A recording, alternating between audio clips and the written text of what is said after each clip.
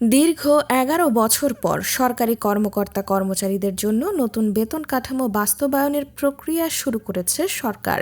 এ লক্ষ্যে নবম জাতীয় পে স্কেলের বাস্তবায়ন কৌশল ও রূপরেখা চূড়ান্ত করতে আজ বৃহস্পতিবার সচিবালয়ে মন্ত্রিপরিষদ সচিব নাসিমুল গনির নেতৃত্বে পুনর্গঠিত সচিব কমিটির বৈঠক অনুষ্ঠিত হওয়ার কথা রয়েছে। ২০২৬-২৭ অর্থবছরের বাজেট বক্তব্যে অর্থমন্ত্রী আমির খসরু মাহমুদ চৌধুরী আগামী ১ জুলাই থেকে ধাপে ধাপে নবম জাতীয় পে স্কেল বাস্তবায়নের ঘোষণা দেন। তিনি জানান, ২০১৫ সালের পর থেকে সরকারি চাকরিজীবীরা একই বেতন কাঠামোর আওতায় রয়েছেন। এ সময় মূল্যস্ফীতির কারণে জীবনযাত্রার ব্যয় উল্লেখযোগ্যভাবে বেড়ে যাওয়ায় নতুন বেতন কাঠামো প্রণয়নের সিদ্ধান্ত নেওয়া হয়েছে।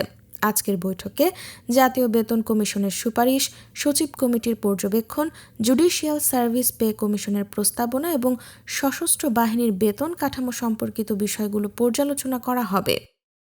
নতুন পে স্কেল কার্যকর হলে বর্তমানে মূল্যস্ফীতি মোকাবেলায় দেওয়া বিশেষ সুবিধা আলাদাভাবে বহাল থাকবে না। বর্তমানে ১০ম থেকে ২০তম গ্রেডের কর্মচারীরা মূল বেতনের ১৫% এবং প্রথম থেকে নবম গ্রেডের কর্মকর্তারা ১০% হারে বিশেষ সুবিধা পাচ্ছেন। এসব সুবিধা নতুন কাঠামোয় মূল বেতনের সঙ্গে সমন্বয় করা হবে। ফলে ১০ম থেকে ২০তম গ্রেডভুক্তদের কার্যকর বেতন প্রায় ৩৫% এবং প্রথম থেকে নবম গ্রেডের কর্মকর্তাদের বেতন প্রায় ৪০% পর্যন্ত বাড়তে পারে বলে সংশ্লিষ্ট সূত্র জানিয়েছে।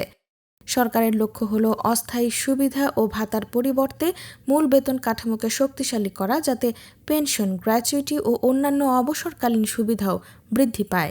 এজন্য ২০২৬-২৭ অর্থবছরের বাজেটে বেতন ভাতা বাবদ ৮৯,৮৩৬ কোটি টাকা এবং পেনশন, গ্র্যাচুইটি সহ মোট ১,২৫,৫১৫ কোটি টাকা বরাদ্দের প্রস্তাব রাখা হয়েছে। পাশাপাশি জনপ্রশাসন খাতে অতিরিক্ত বরাদ্দের একটি বড় অংশ নবম পে স্কেলের আংশিক বাস্তবায়নে ব্যয় করা হবে।